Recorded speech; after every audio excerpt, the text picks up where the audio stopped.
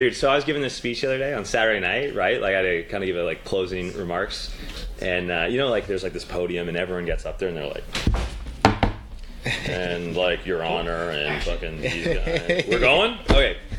I was telling a story, but we'll interrupt this story. We'll bookmark it, and maybe we'll get there later. So everybody, welcome to season 2, episode 1 of the Freddy Beach podcast. And as you longtime viewers and you new-time listeners can see, we've obviously gotten a lot of cachet over season 1, raised our hood rep, so we were able to bag a real big fish, a real white whale. I'll take it. And Brandon Brewer, easily our most high-profile guy ever on the show, and probably will be for quite a while. So thanks a lot for coming on the show. Guys. So here's what's gonna happen. I'm gonna tell you guys. I'm gonna situate everyone a little bit. Tell them a little bit about Brandon. Cool.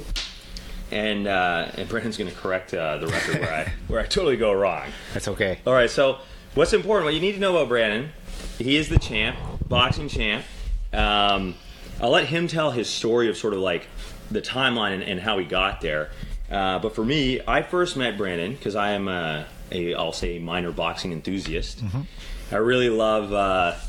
Even though, if I went out to a bar, I get my ass kicked by regular people, of course, right? But I really have a lot of respect for that sort of man in the arena, like warrior gladiator by himself, one-on-one. I mean, there's something special. Athleticism. There's something special about combat athleticism. There's real risks, real pain, like real-time reaction. In a certain warrior mentality without having to go to war. It's one of the only places you can really recreate that. And I am a love the warrior, not necessarily love the war type of person. So I sponsored Brandon. Okay, I wouldn't say that I could consider myself a sponsor. I didn't give that much, but we got Brandon a shirt. Absolutely. Because Brandon Jeff Alpaw custom. When Brandon is not rocking his plaid army stuff, and rocking his actual gym garb, and he needs to, suit up and show everyone that he's, both a warrior and a gentleman. Guy cleans up pretty well, so we got him a nice custom shirt, right? And I think I'd been going like 2 or 3 months at this point. Like I was everything was still out of the condo, real bush league, and you came over on probably a Thursday, and because I was in the army full time, and at that point, really not trying to let people know in the army that I was about to really shut her down. I really had to You were close, I know. Yeah, I had to really keep up. I had a lot of balls in the air, right? So I was like fucking tired and everything, right?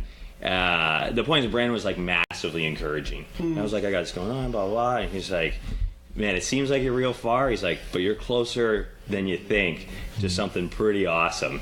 He's like, F the haters, keep going. You can imagine when a guy like this cool is like, buddy, we were just like my hand hurt from all the high fives at the end of it. Like it was like this raw piece of leather, right? It was like Top Gun, it's freaking beauty.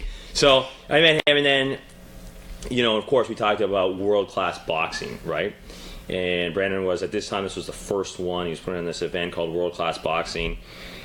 And to me, I was like, man, that is exactly what Fredericton needs. Because we don't really, you've got the varsity Reds hockey, and that brings out a lot of folks, and that's amazing. But we don't have, pro sports. Like, it's not like... I've paid to go to the boxing events. I haven't paid to go to the varsity Reds. So that's kind of the difference to me. Yeah. It's the boxing's exciting, it's actually like a date. You can bring people out. Yeah.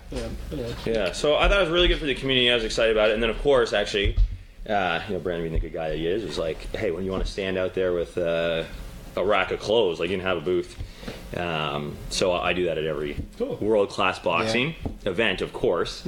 Now I don't even ask Brandon. I just I did the classic entrepreneur. Once I went to the first one, I assumed that it was fair game at all other world-class boxing events until he tells me otherwise, knowing that he'd be too busy preparing to even... Don't even notice. Jeff's there. He's good to go. Let's go. Perfect.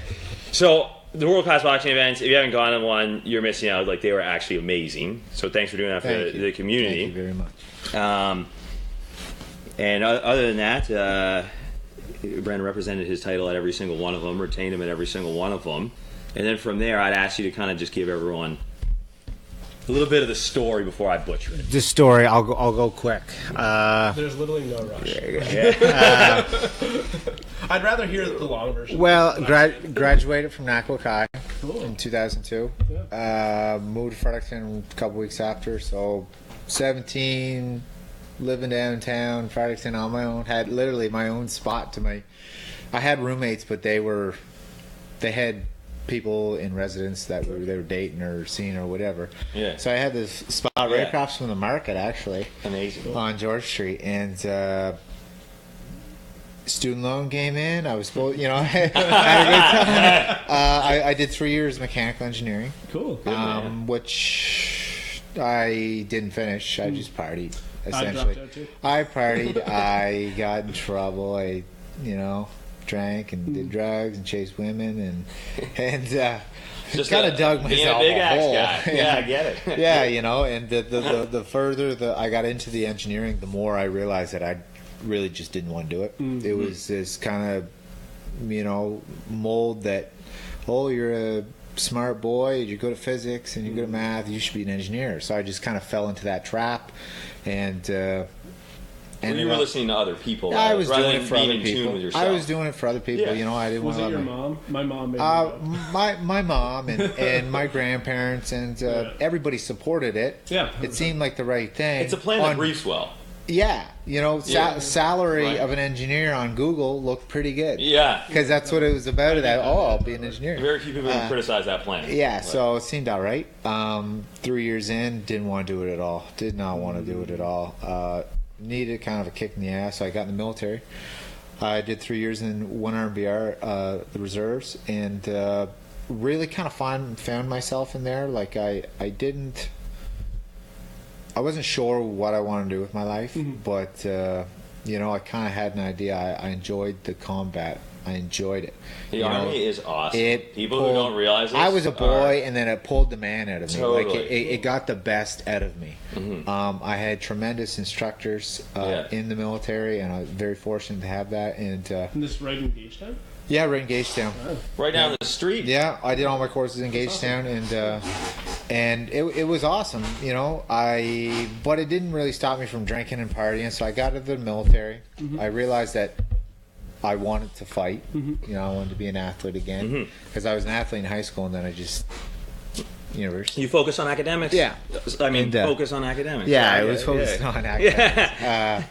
And so I got out of the military, realized I didn't want to do that, started partying again, ended up getting alcohol poisoning really bad. Oh, wow. And I had to take some time off from partying because I had ulcers and stuff in my stomach, real bad. This is a good story. Yeah, and then, so this was during the time when the Ultimate Fighter show was up and coming, and guys would go live in the house and fight each other. So it was a big thing, and I was good at street fighting. Like I was good at street fighting. The tannery, the tannery was my ring, and and I was good at it.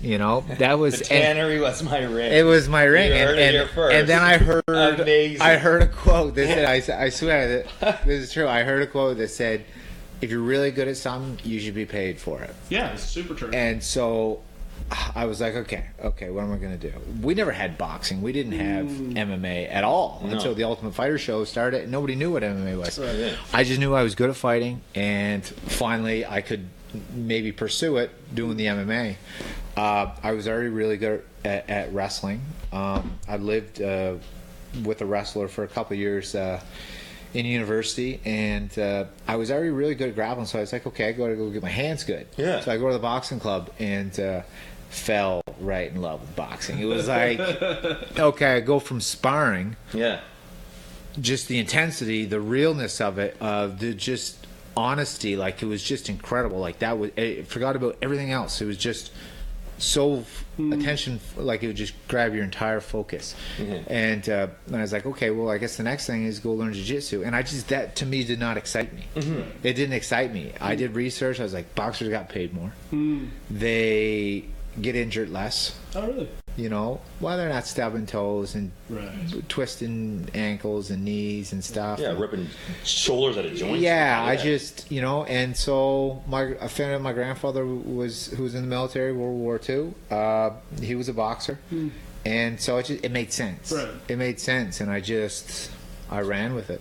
You know, and then here I am, I guess. So can you tell me about like how you get your first fight? Like, how does that work? There's no boxing in Fredericton. Like, well, there was there's a story there. I went to the Kinsman Center over in Devon at the Fredericton Boxing Club.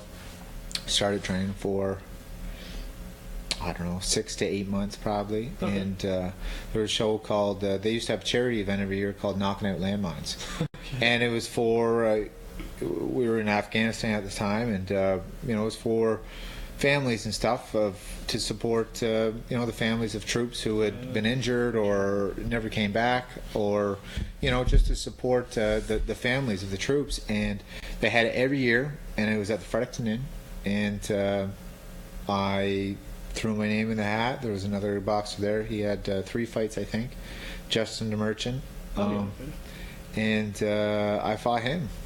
And it was crazy. Actually, I broke my thumb. A lot of people, because when I fight, I switch up quite a bit, right-handed, left-handed, whatever.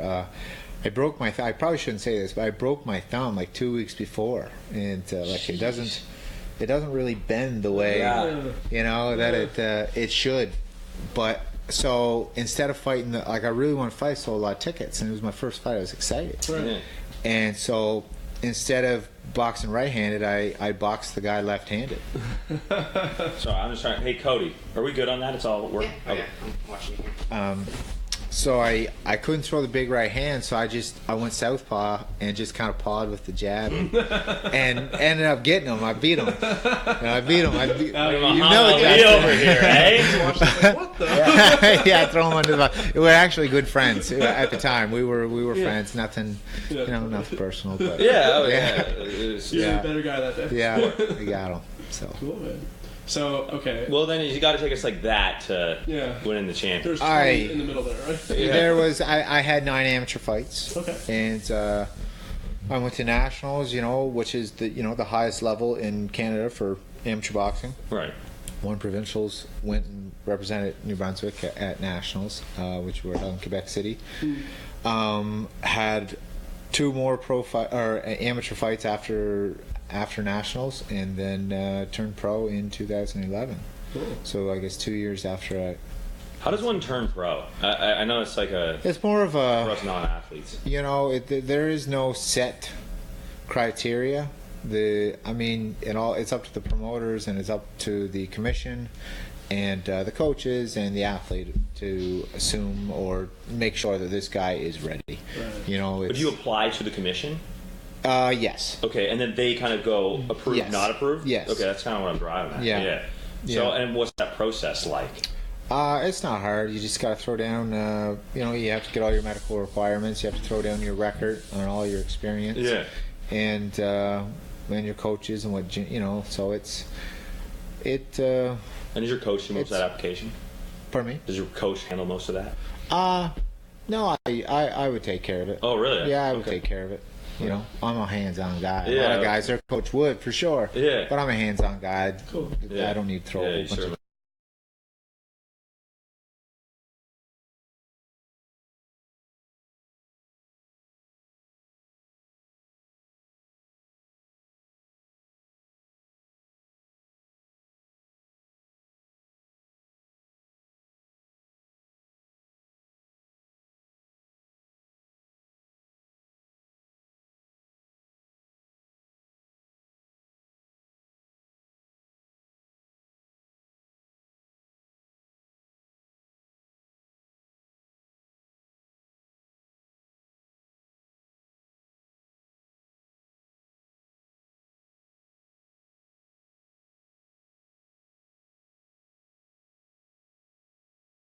Very good boxer.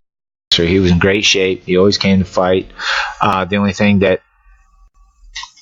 I found that he lacked was that next level speed, that next level power. Yeah. He was good all around, very good all around. Good chin, good cardio, and good all around boxing.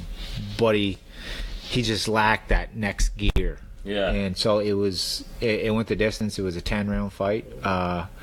And I gained a lot from that. It was a good fight because he was a solid competitor, and I had to, bring out my next level stuff, the stuff that he couldn't compete with. I had to bring that stuff, and it was good. It was a good fight, So it probably the most rewarding for sure. Yeah. And I bet you it meant a lot too, going up like a solid competitor and then coming out on top. Yeah, like your confidence is so important. Yeah, it was good because coming from Atlantic, Canada, and having such a limited amateur background, nobody knew who I was, and nobody would care to even give me respect in the ring, until I started beating a lot of these top guys.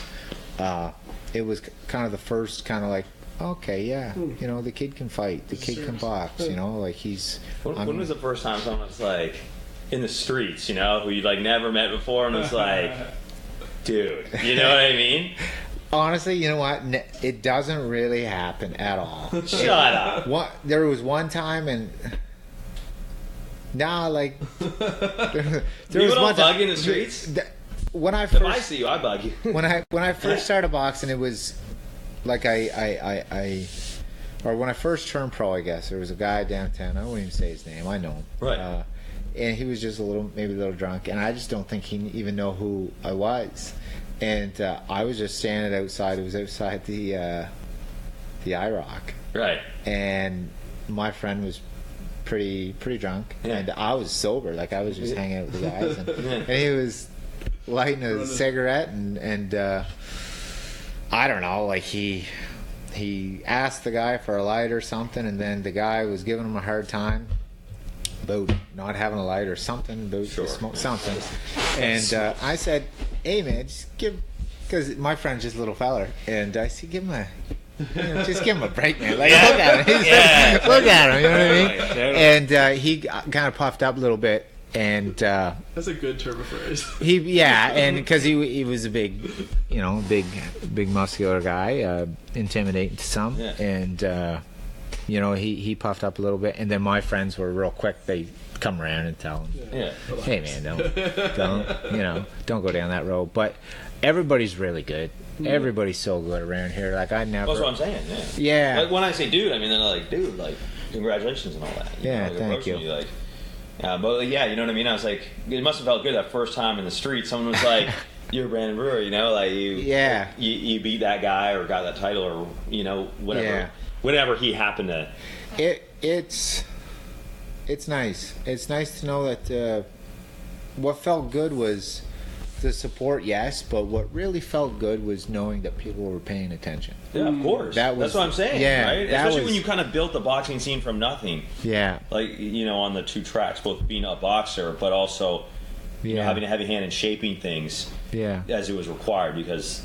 We needed it wasn't in place. The foundation. Let's talk about that then. Let's talk about like I think they're the same, but it could be different. Like there's the Plaid Army, which is this cascade of people that show up wherever you go. Yeah. And then there's LJAC Promotion, which gives them a building to cascade into.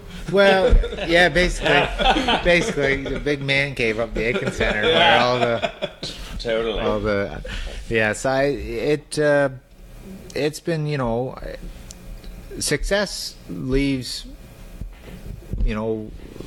prints. You know what I mean? There's hints all over the place for what is success. I mean, whatever direction you're going in. And for me, I was a boxer. I was a pro boxer. Okay, well, how do I do this right on every level? Right. As an athlete inside the ring, as a businessman outside the ring, as a entrepreneur, long term. And so.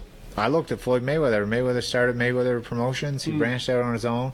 He created the money team, and that was his brand. And he just made money. He went from there. Right. So everything that he touched, he made sure that he was getting the most money out of it. Right. He wasn't going to have another promoter come in and promote his fights and then them just negotiate a purse for him, and he becomes another fighter. Right. Why wouldn't I start a company, get people I know and I trust and who are reliable to run it, and then I can be an athlete. But I'm the one who owns a business, so I mean it's not nobody's coming in and stealing or making a whole lot of money off my name, I guess. That is so you need it awesome. to... You own a company. Like, that's a big thing that I think people don't realize about the difference is, like, you own a business that makes money, and you are part of that in another aspect as well. But, like, what are the challenges with that versus just fighting? Like, there's some obvious ones, but I'd love to hear from your perspective. Where to start? Yeah, well, I mean, you have the boxing where I was fighting on the card. Right. That was just challenging because I didn't... The business, I had like 7 or 8 guys, and they're tremendous. I have the best team. But I wasn't the best at delegating, right? So I was you're a hands-on guy. I'm a hands-on guy, and I just, I'm a perfectionist, and I have a vision, and if it's not there, then we got to do something to make it there. So I was just too involved. So being the athlete, and then trying to cut weight, and still having to do logistics and deal with people, and then at the end of the night, like training to be a professional athlete is.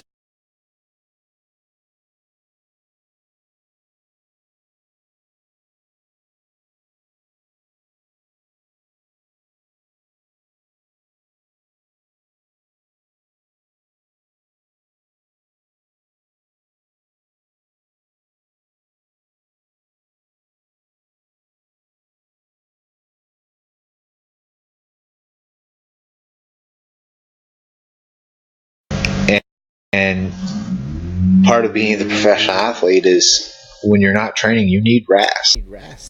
You don't, and people don't realize they're running around and talking to these people and networking and going here and talking to everybody and giving a speech here or whatever. Energy. That takes so much energy. Yeah. Maybe you're not sweating like you are doing sprints or whatever, but it's even more draining. Just because you're using your brain. Oh, yeah, absolutely. I get that. Tired. So tiring. And then, totally. Yeah. So, but the MMA shows I love because I don't have to fight on them, right? And I'm more hands-on. I can deal with things. I'm not as stressed. I can eat. You can do one thing and do it well. Yeah, I can do one thing. As opposed to doing 2 things at 90. Yeah. And then you threw the Plaid Army merchandise, the Plaid Army brand on top of that. And I got pressure on myself because, I got a whole bunch of merchandise. I got to get a website. I got to get a store. I got to do this. I got to do that. Right. And I had so much stuff on the go that the only thing that I was the thing that I was missing was the rest. Okay, well, if you're not resting and you're doing all these things, what is going to be sacrificed first? It's going to be being the athlete, because you need physical rest. Yeah. And that's where it became over the last 2 or 3 years.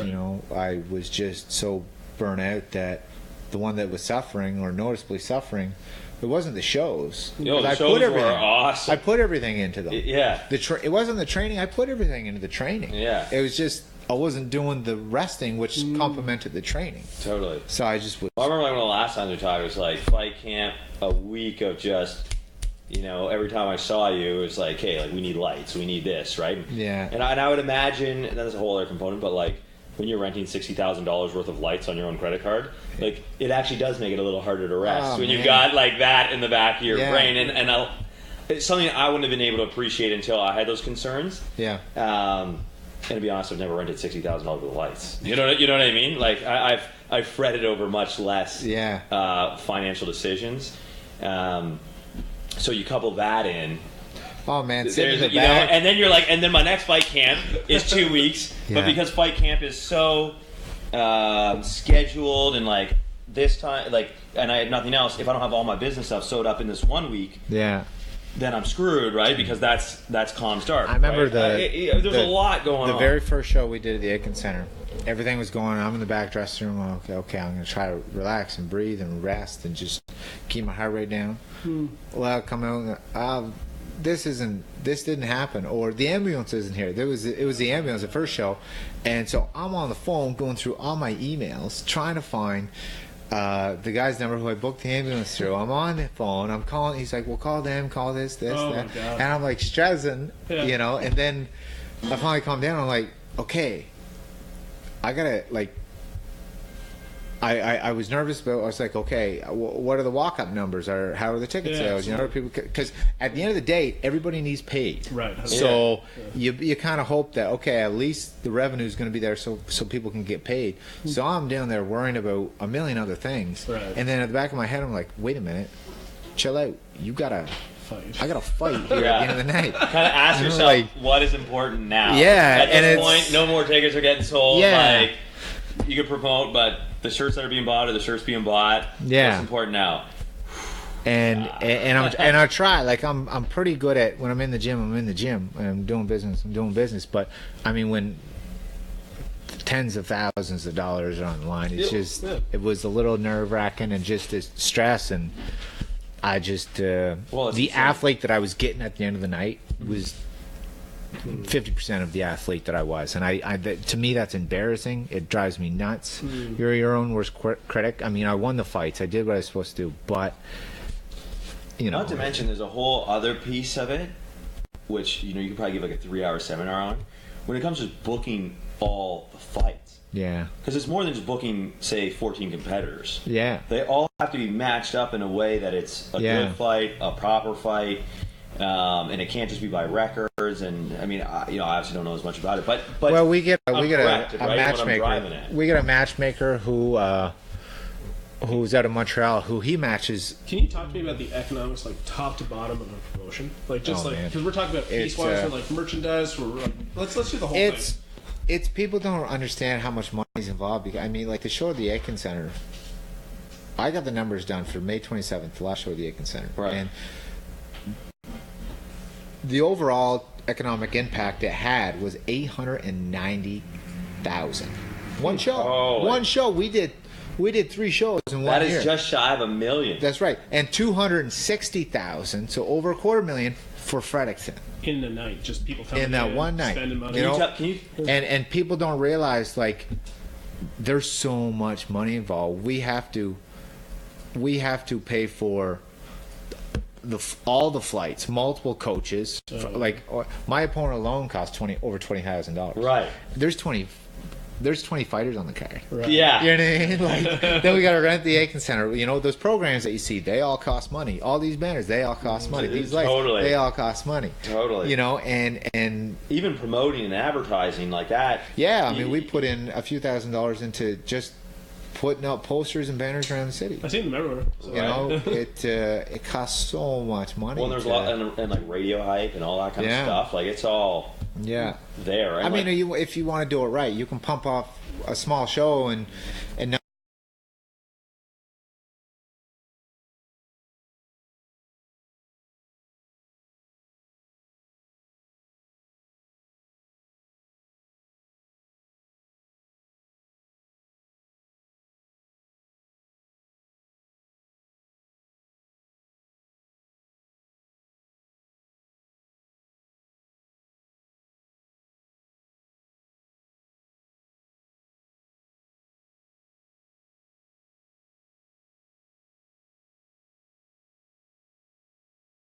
You want to be confident. You want to know that you get the job done, but at the same time have the humility to understand that there's always someone who can guide you in the right direction, help you out, and always looking to improve, right? And I think you've got that in spades.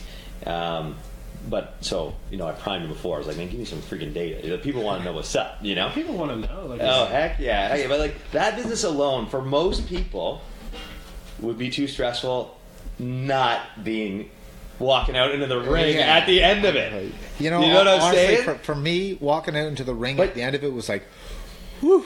Now I don't that was your relief. Now I don't have to deal with all this other stuff. Now I can just go and focus on this no one cell thing. phone nearby. I just don't get beat. I guess the point that I'm trying to drive at is that you were so purpose-driven to get the fight going, that main event fight that is your relief, that you're willing to do all the rest of that. And, I mean, for a lot of people, you got to think, man, that's a lot of purpose. A lot of people don't have a shred of that sense of purpose. It's insane. It's such a good opportunity for myself as I'm sure an athlete, not a businessman, or just as a person. Mm-hmm. I have a really, really good opportunity to make a good name for myself. Yeah. Mm-hmm. So that's awesome. And so if my name, I always said it, whenever I tag my name to something, I want people to hear L-Jack Promotions or L-Jack's Combat Sports Facility or whatever. If you hear that name, if you hear that brand, you're getting quality. You can assure that you're going to get top level quality, world class. You know, so that it was the perfectionist. I refuse to let myself fail in the sense that it's got to be perfect. I have such a good opportunity right now that all I got. I mean, you know, success occurs when hard work meets opportunity. Right. I had the opportunity, and I had the right team to help me work our butts off, and it was good. The kind of cool thing is when you started talking about boxing, like, you know, whenever you were talking about when you really got into boxing, you got excited, and you could see it. And now when you're talking about producing like quality content, you're getting that level of excited. I'm getting excited. Yeah, it's exciting stuff. It is, you know, it. Yeah.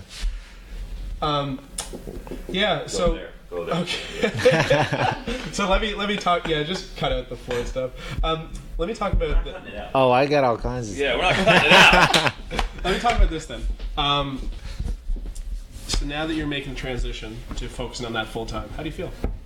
I feel relieved. Yeah. I do. Like all the businesses, the promotions and the brand and the charity events and all that stuff that I've been doing, I guess, outside of the ring over the past 3 years, we'll say. Right. It's worn on me. It's wanted my attention. It's been pulling me over here. Right. Boxing, I'm trying to hold on. I'm getting all the training in. I'm making sure I win my fights. Right. But I'm declining on a performance scale because the businesses have pulled me so far over here that my boxing is not suffering. It's just my body needs a physical rest. Yeah. It needs a mental rest too, just from the guilt of, oh man, I gotta go train, you know, or I train, I should be resting now. I don't have time. There's a lot of guilt there. So like things where I was opposed to being 100% on something, or 100%. You can be 100% on a couple things. Mm-hmm. I was spread 20% across 5 things, you know, and my body's been telling me to take a break for a while, in my mind too. So, but I have all these expectations that I put on myself, but essentially people take those expectations, they see you put them on yourself, they see you make the goals, so they become your goals, or their goals for you, their expectations for you, and then you're like, well, what am I doing this for? I'm not really enjoying it right now, and why am I doing it? I'm doing it for everybody else. And so it was a relief to say, look, I'm going to take. How hard was it to actually pull that trigger?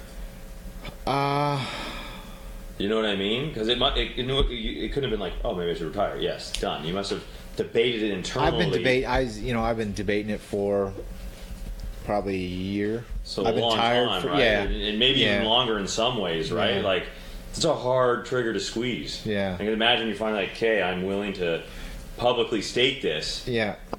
22, you know, like becoming 20-0, and then 21-0, and then 22-0.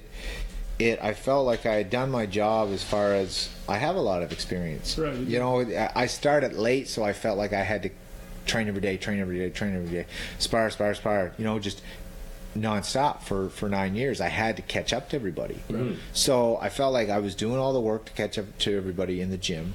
The only thing I lacked was experience. Well, now I got 23 pro fights. I'm experienced now too. So having the last fight and not being like, oh man, just I won the fight, but I just very disappointed in how I felt. I've never been so, wow, okay, it's time to take a break. Really? I was exhausted in the warm up. Like, just my body just needs to. Yeah. It's not gonna. It needs some TLC. Yeah. You know, Yeah. and it's been going hard for a while, and I pushed the limit. You know, I pushed the limit, and something else needs my attention. I have a great opportunity over here to really grow something and really make something. So it needs the hard work. Right. If I want it to be successful, the opportunity and to take it needs to the next hard work. level too. Yeah, exactly. So I can't fight forever. So of all times now, my body needs a break before. If I do come back, like, you know, I'm still not 100% sure. The fire just doesn't Don't get them too excited. They're watching. Don't get You them know, too excited. it's But it's a thing. You need to tell everyone to have a break. If it happens, it happens. if the fire comes back, then it comes back. If it doesn't, then why would I do it? Right. I'm not going to do it for other people because you don't play boxing. Right. You don't play fighting. Right. It's a very serious sport. There's huge consequences. Yeah. And I just, even if I do decide to come back, I can only box for so long. And then what happens when I retire? Right. What do I have? Right. I need to build smart outlook. Yeah, I need to build Strategic something outlook. so that, because too many fighters fight for so long and don't want to quit because what do they quit? When they quit, what are they? Right. What do they have? You see a lot of They take so much. Okay, I need some more money. I got to take another fight. I need some more money. I need to take another fight. I refuse to get to that point. Money can't be the issue that makes me retire. Well, and I think you're getting out ahead of the power curve. Yeah. You know, like a lot of people. You know, military is the same in some ways. It's not as like glamorous or whatever, but you know, people get out at the end and Yeah. you know, this is what they know, right? Yeah. And they haven't like kind of taken that time to Yeah. put some energy into what the next It's thing is going to be. yeah. It's got to be. What happens when I'm done? There is no foundation for the youth to come up through. There really isn't. Mm. You know. But if I start a facility like that, then there is. What do I do with all this knowledge that I've, you know, retained over the last 9 years? There's a lot of good knowledge up there. You know, I'd like to spread it to the youth. Boxing turned me from a boy into a man. You know, and there's so many kids out there that could use that. Right. You know, could use that stuff, right? So we're gonna build this for now. Oh yeah. You know? Can we talk about real quick just the culture in Atlantic Canada for fighting? Like, it's very weird. It's very. It is. Everyone just loves it. I don't know. Beer drinking and It's weird. good scrap. You know, like it's good because we're not. I mean, of course, you're going to get your bad apples everywhere. Anything. You know, with anything. But people's outlook on it are pretty good. We're pretty good people. We're not using you're not getting a bunch of suckers going in and training and then going out and using it on the streets. Yeah. That's not what it's about. No. And I think that it's important to teach that. Like, when you learn that stuff stays in the gym. Yeah. And if it's taught properly, it will. Right. And that person will grow there's a because spirit of there. the discipline, you know, you have to respect it. That you have a skill that is potentially harmful. Yeah. Be careful. And I mean, the harder you train and the more you learn, the less you want to do. Like, I don't. Well, the thing is, too, is like, let's say Brandon just beat the absolute hell out of some guy in the tannery. Like, no one would be like, "Sweet Brandon, Yeah. so awesome." Like, Yeah. you'd be like, "Wow, that's really Come cool, on, man. man. Hope you go to jail." You know, Yeah, like, exactly. yeah, Exactly. 100%. So I mean, the harder you train, the more you give to the sport, the nicer of a person. Like, if I go out and you see me downtown or wherever, I'm out because I want to get away from the fighting. Yeah, totally. I want to get away from the fighting. I've been in the gym too much. So Yeah. So what's the opportunity that you see for LJAC now? Because and then the reason I asked this question is because you did 29. So I feel like you're the type of guy that if you want to do something, you probably have a good idea what that looks like. And can you throw in the combat training, the LJAC combat training facility as well? I will. Please. I will. Okay, this name is not official. Oh, I apologize. But no, that's okay because Yeah. I haven't. It's going to be a combat sports facility. Essentially, it's going to be under the LJAC name, LJAC's Combat Sports Training Facility. I don't know, but LJAC's going to be tagged to it. Love that scene. We're going to have wrestling. We're going to have jiu-jitsu. We're going to have MMA. We're going to have boxing classes. We're going to have a juice bar in there. We're going to have like a health station. Like we're going to have a lounging area where people can come in and like, I'm telling you, we have a juice bar. Like, you're going to be able to come down for lunch down at. Yeah. I'm not going to say the name yet because yeah, right. but we got something for you. So it. How far in the planning is this? Like, are you kind of like work it out on a piece of paper with the floor plan? No, it's all up here. Right. No, but you don't have like it's going to be in this location or this part of town. Yeah, you scouted some locations. We're painting tomorrow. What? Yeah, the exhibition grounds. You can't get a better spot. More central. No, I agree. Right by the horse track, the old Winners Lounge building. Oh, that's amazing. Gym's gonna be upstairs. Juice bar is gonna be upstairs. Oh my God, my ankle gets totally better. I want you to give me first class. Yes, man. I can't wait for that. We're gonna have guys. You know, like I didn't take a break, and I'm not gonna sit on my butt. Like we're crack filling there this morning. That's cool. And the paint's gonna be done this week, and we're gonna have guys in there training by the end of September. Holy. Yeah, we're not messing around. So. End of September. You never are, man. Yeah, I mean. I'll go. It's good, Yeah, for sure. Oh, that's amazing. Like, and this is me kind of speaking off the cuff. I love, like, I used to do it a little bit, but I love getting beat up. So I got a huge ego, and I need come it on down sometimes. there. It's good, you know. We'll have. Of course, we're going to have competitive, classes and competitive programs, but essentially, it's going to be very youth based. We're going to have youth classes. We're going to have a lot of rec classes where people can just come and. Shed some pounds, shed some stress. Yeah, hit that heavy bag. Tire yourself out. Like you can learn MMA, boxing, jiu-jitsu, wrestling. Like you can learn it all there, and cool. It's going to be cool. Yeah, that is amazing.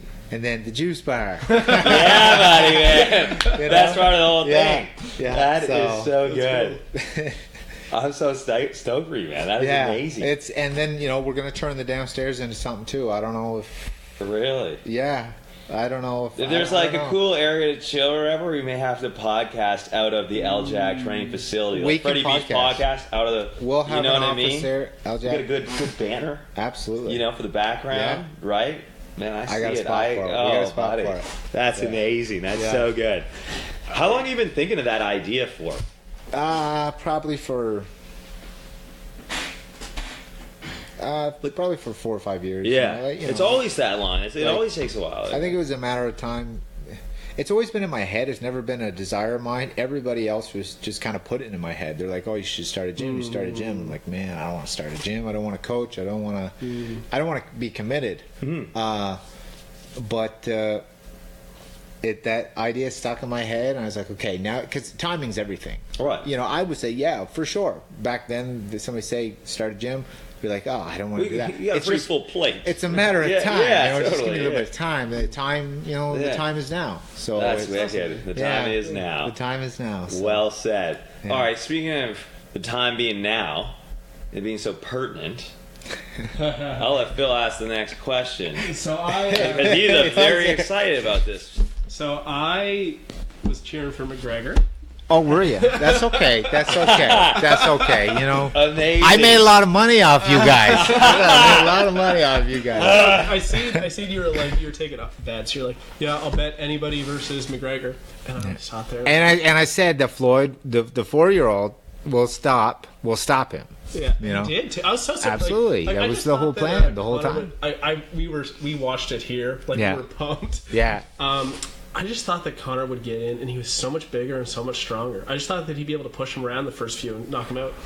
But do you think the bigger, stronger, better guys than Connor's ever tried to do that in the first 49? I thought that they kind of gave him a little bit of weight, though. You know what I mean? Well, Canelo is just as big as Connor. Oh. Canelo if Canelo and Connor fought, so what is Floyd's deal then? Connor probably be toast in the first round. Yeah, Canelo can probably, but it was the perfect guy for Connor to obviously fight. Floyd's 25 pounds smaller. Yeah, exactly. He's way past his prime. Yeah, way past his prime. He was retired, and it's obviously the biggest money fight. Mm-hmm.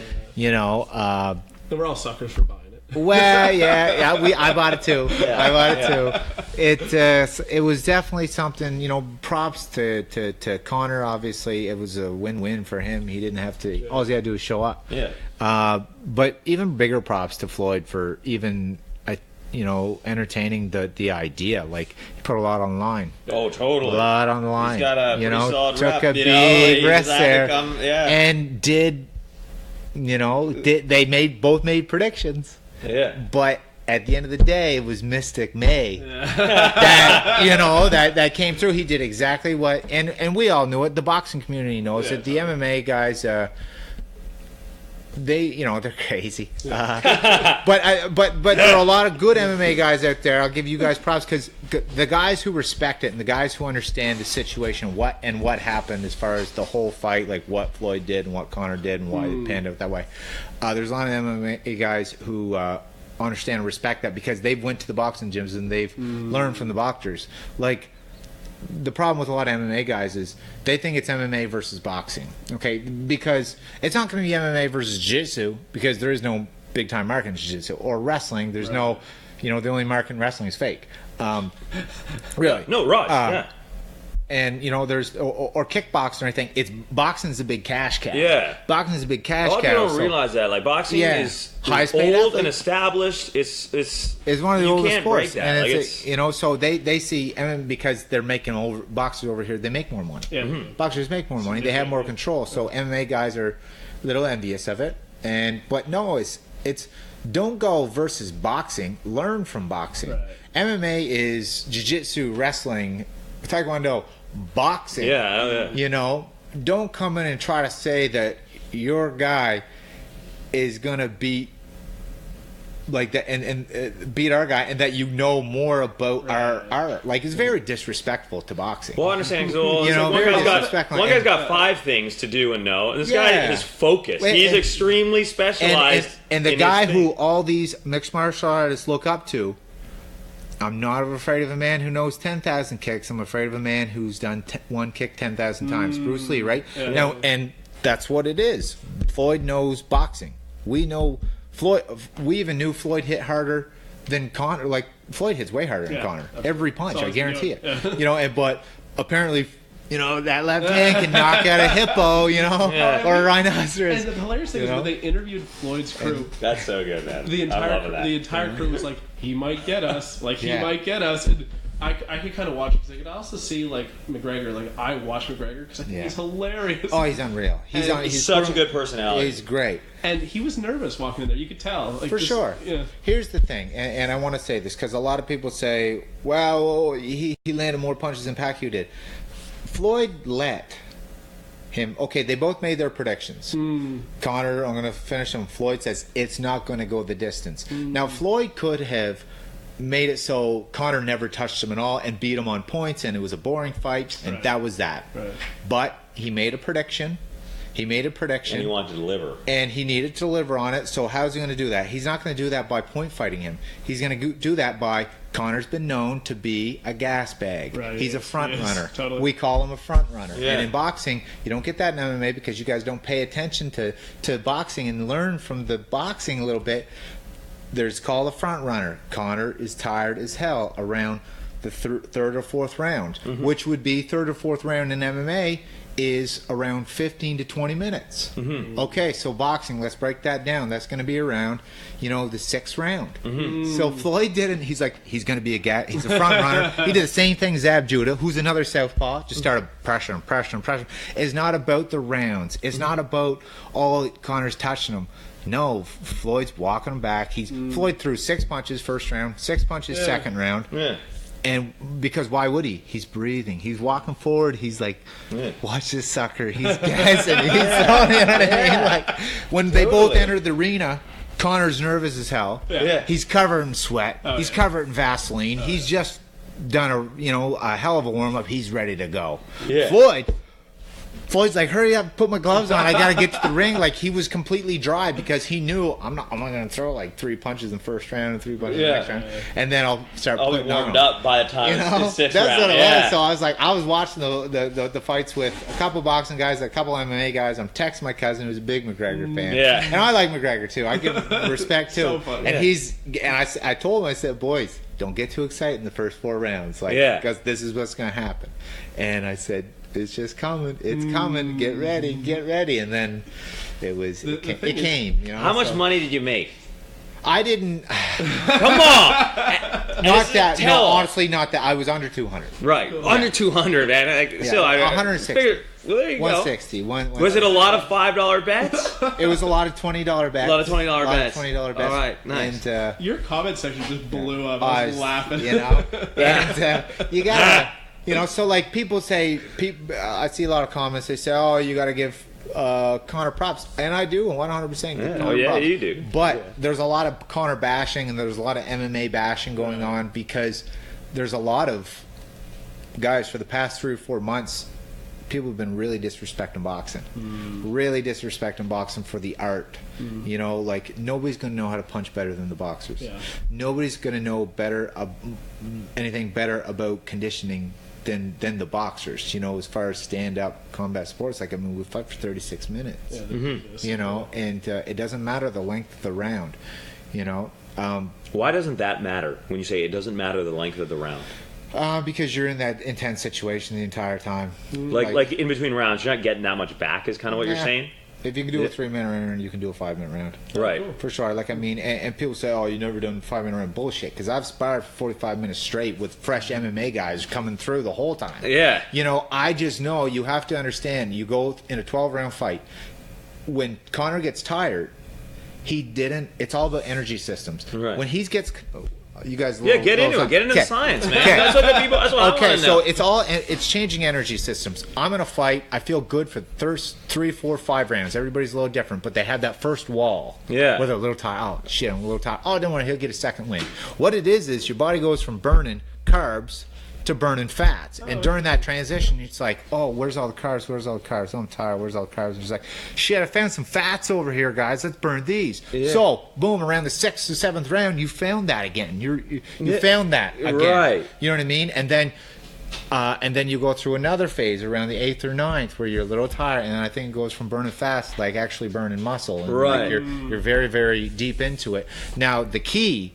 And this is it. And Connor would know this if he let guys up in his camp other than a bunch of yes man. Yeah. Like he's loyal, and I appreciate loyalty to his coach. I really do appreciate that. I really do. I'm with my same coach. Yeah. But you need, learn from the boxers. Like there's a reason why everybody has their change in energy systems, but boxers know exactly how to look fresh when they're going through those phases. Right. Not only look fresh, but not take any punishment. What are the tricks to how do I rest in a round and not let him punch me while my body is changing energy systems? How do you do that?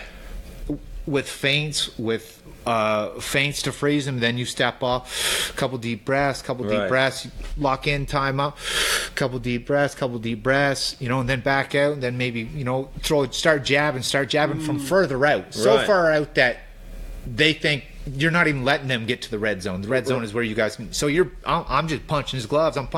Get back to you, and I'm breathing. Yeah. And I'm breathing. Connor's just when Connor's tired, you can tell he's tired. Yeah. You know what I mean?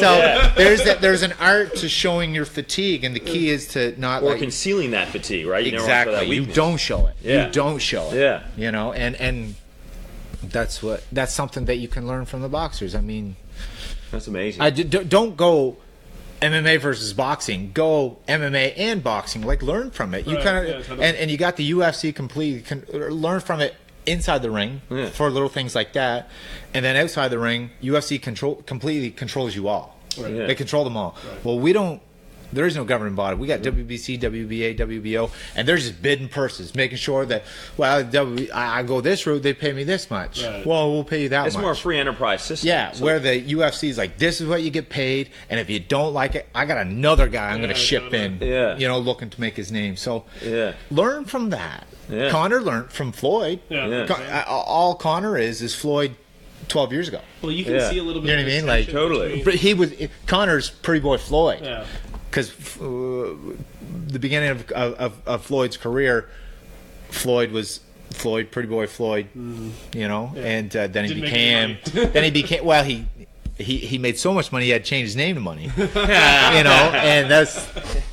But so I mean, it shouldn't be MMA versus boxing. It should be let's learn from each other. You know. Yeah. Yeah, that's why I mean, and you get loyal fans, you get uneducated fans, and people are just going crazy. But that's the reality of it. That's the reality of it. It's huge props to Connor. It was absolutely incredible. He did great, and it was a good fight. It was entertaining for the fans, and it was awesome. Yeah, it was a great fight. Yeah. Like, it was exciting. Yeah. Because I watched a Pacquiao fight, and I was like, but I get that, like, from a technical perspective, it was, like, super interesting. Yeah.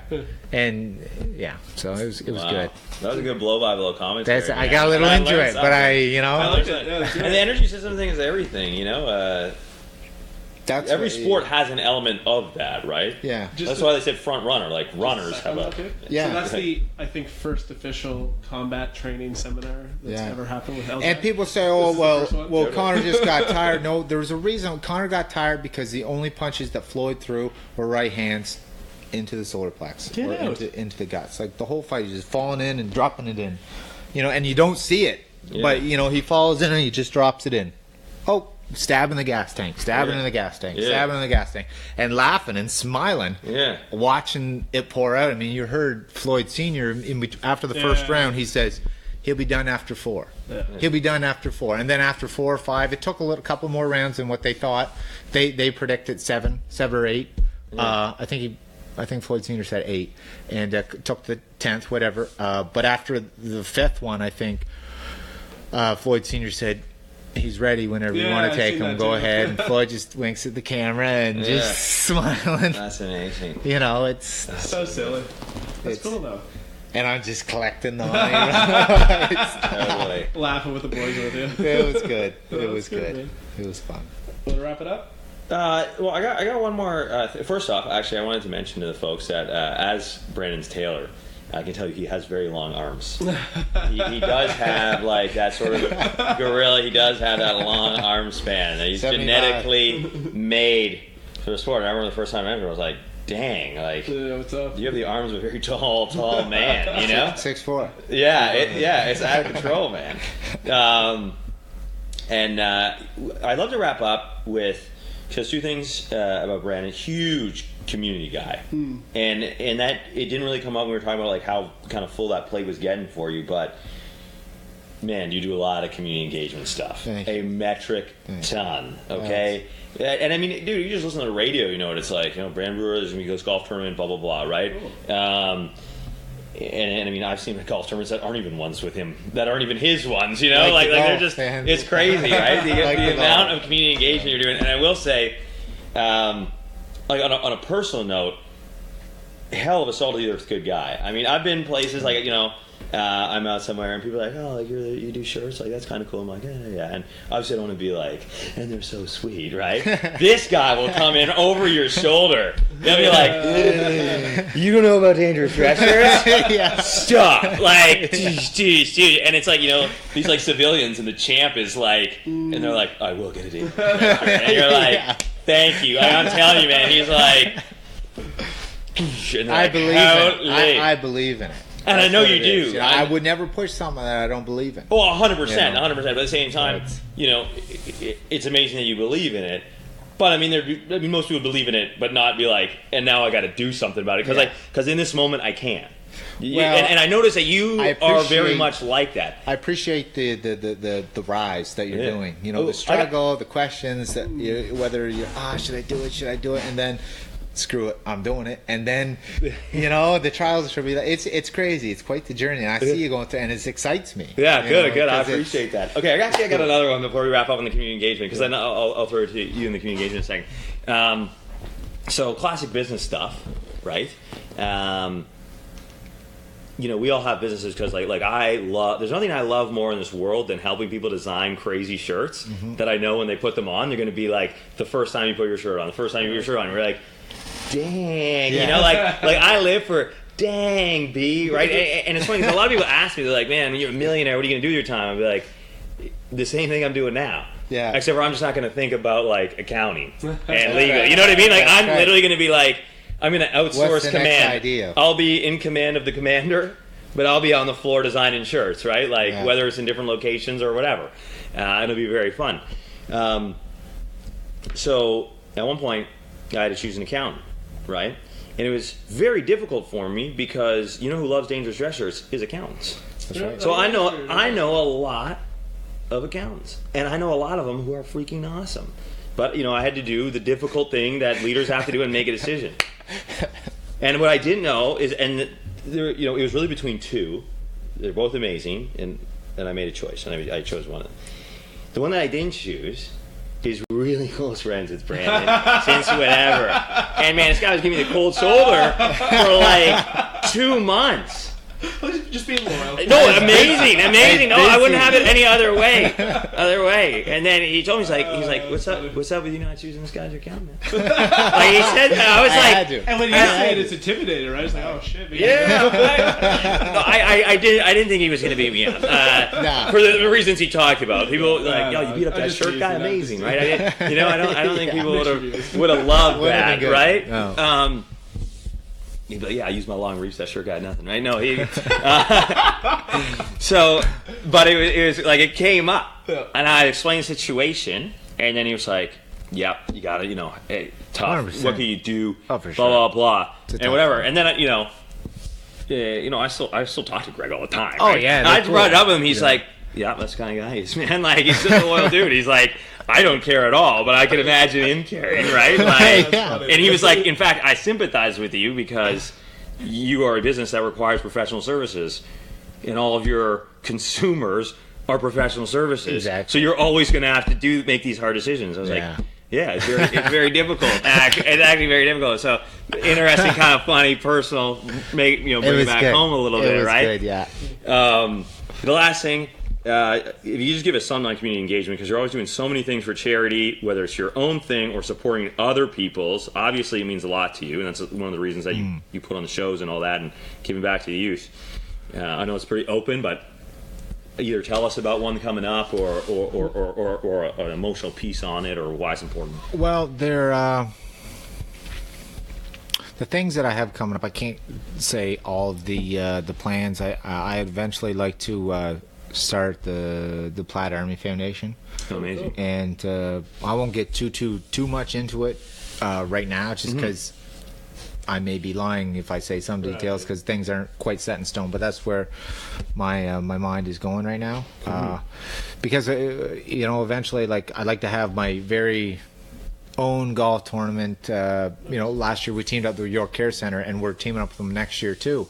But I see so many more opportunities to help raise money for so many different causes that why wouldn't I do that? You know what I mean? Why wouldn't I? It feels awesome. It's a great cause, no matter whichever one you choose. We haven't chosen one yet for we're having an MMA event October 21st at the Aiken Center. I'll be there with a rack of shirts. Yeah, you'll be there with a rack of shirts. Yeah. And that's October 21st. October 21st, Aiken Center. But usually the 50-50 is ran by the Ormonk Boxing Club, and they always get one show I think they ended up getting $3,500. So it helps helps support the programs that put me in this position. You know what I mean? And they're nonprofit, so they can use it. Absolutely, we have because we just sent out Sean Finnegan, who is a 17-year-old kid from Ormoncto. He won nationals. He competed in the Bahamas. It paid for his full trip representing Canada in the Bahamas, and he didn't get a bronze, but he missed out just by one fight, and it was a good fight. But he's a new up-and-comer. Yeah, he's got some experience from it, though. Sean Finnegan, you might see him at the Aiken Center someday. He says he's taking over, so. Yeah. Well, he was out there in the ring and introduced at the third World Class Boxing. Yeah. Right? Okay. Yeah. Sean, he was just getting ready to go to the Bahamas. And there was a big announcement. Yeah, that was very cool. He's a good kid. He's a hard worker. He's a very hard worker, and he loves it. Good. So you can't beat that. It's hard to beat. So, yeah. All right, pain and gain, you give and you get back. That's how it works. Thanks for coming on. Yeah, awesome. I think we'll wrap it up. Thank you guys very much for. Always a pleasure. Yeah.